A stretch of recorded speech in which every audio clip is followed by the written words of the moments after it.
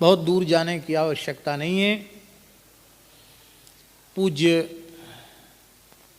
सदगुरुदेव श्री पहाड़ी बाबा जी महाराज, जिनकी छवि इधर विराजमान है, पहले इधर से पहले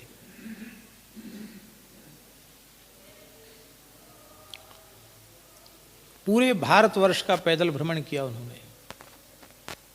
भारतवर्ष ही नहीं, उस समय तो भारत अखंड था, पाकिस्तान बांग्लादेश कुछ था ही नहीं,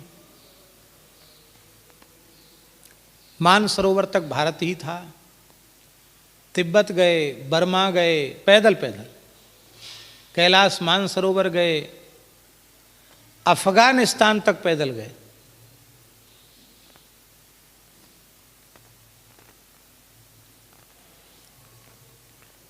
क्या रखते थे सामान? एक लंगोटी, एक कमंडल, एक कांधे पर कमरिया, न जूता, न छाता, न चप्पल, न खड़ाऊं, नंगे पैर। नर्मदा जी की परिक्रमा, गंगा जी की परिक्रमा, मिथिला की 84 कोस की, चित्रकूट की 84 कोस की, काशी की 84 कोस की, ब्रज की तो की ही उन्होंने। जहां जहां सुना वहां चले गए परिक्रमा करने। 2 रात्रि से अधिक कहीं रुकते नहीं थे किसी तीर्थ में भी, और दिन में चलते थे, रात्रि में कहीं चलते नहीं थे। बिना मांगे जो भिक्षा प्राप्त हो जाए उसको धूना में टिक्कड़ एक बना करके पा लेते थे। नहीं मिले तो ऐसी जैसी आराम, पानी पी लिया भगवान के सहारे। पैसा छूना नहीं।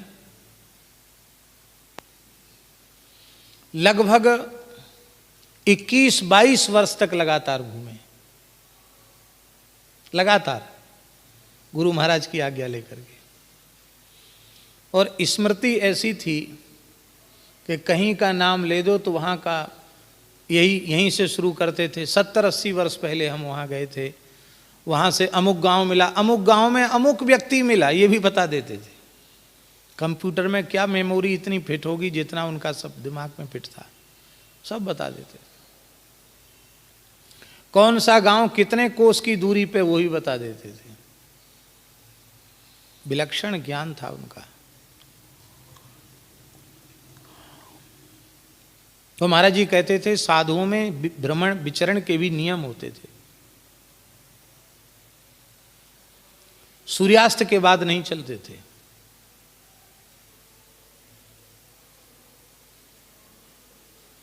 और विचरण में ऐसी ऐसी विचित्र घटनाएं घटी कि आपको सुनकर आश्चर्य होगा।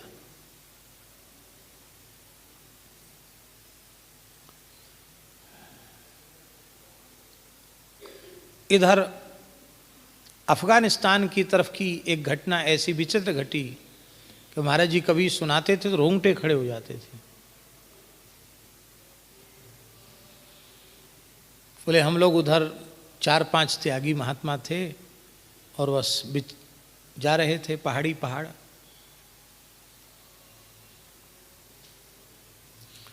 तो वहाँ एक ऐसे स्थान पर पहुँच गए कि वहाँ मुसलमान ही थे और वहाँ एक नवाब था। एक झरने के सहारे हम लोग बैठे थे, एक गुफा थी, झरना था, और उसी समय घोड़े पर बैठे हुए वहाँ के लोग पहुँच गए पठानी वेशभूषा में। बोले फकीर बाबा यहाँ से अब बाहर नहीं निकल सकते हो,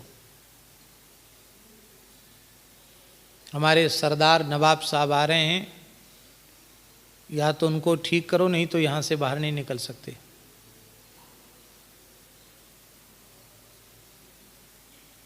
नवाब आ गया थोड़ी देर में।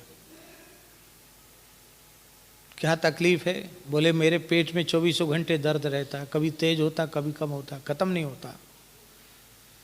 दुनिया के इलाज हो चुके हैं और ठीक नहीं हो सकता।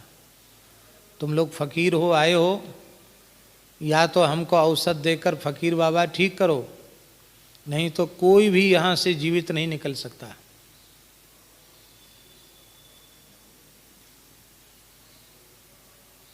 अब हम लोग तो सब परेशान। बोले आप इस क्षेत्र से बाहर निकल ही नहीं सकते।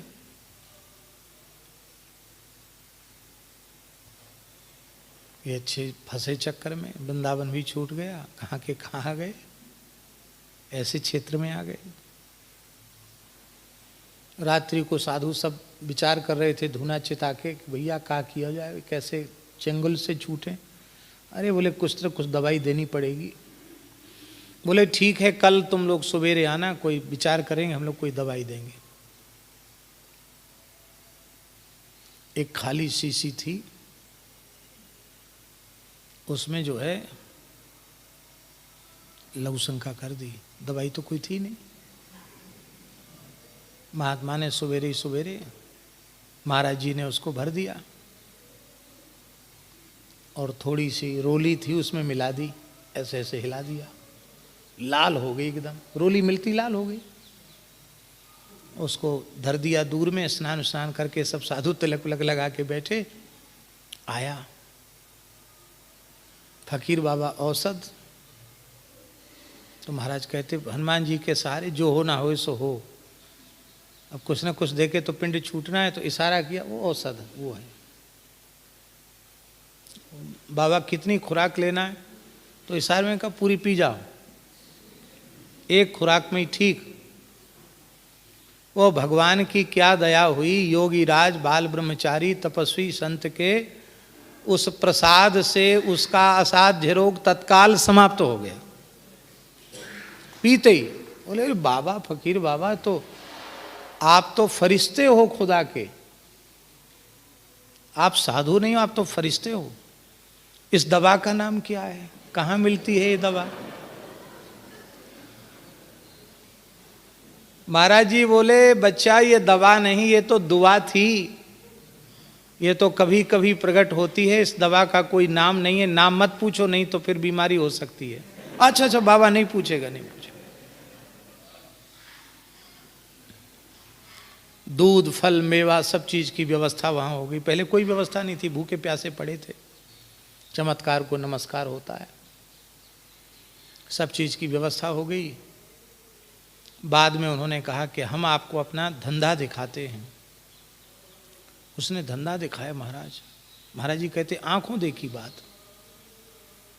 एक ऐसी जगह थी, वहां आदमी लटक रहे थे उल्टे, और नीचे से कड़ाही में आंच लग रही थी, और उसकी थोड़ा सा पानी था, और उसकी भाप से गर्मी से उनके शरीर का ओज टपक रहा था। वो व्यक्ति जिंदे आदमी लटके हुए हैं,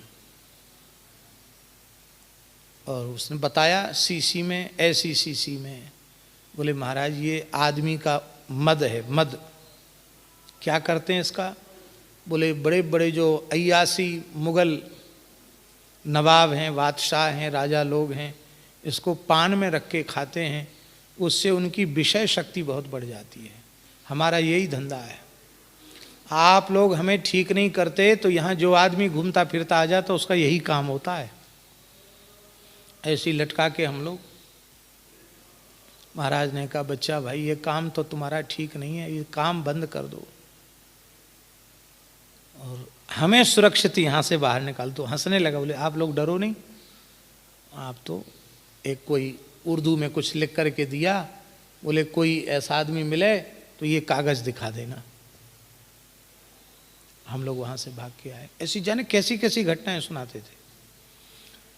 तो महाराज कहते थे पुराने संतों में नियम था, अकेले दुकेले पिंड न पड़ना, अकेले किसी गांव के भीतर नहीं रहते थे, जंगल में बाहर रहते थे, और सूर्यास्त के बाद यात्रा नहीं करते थे।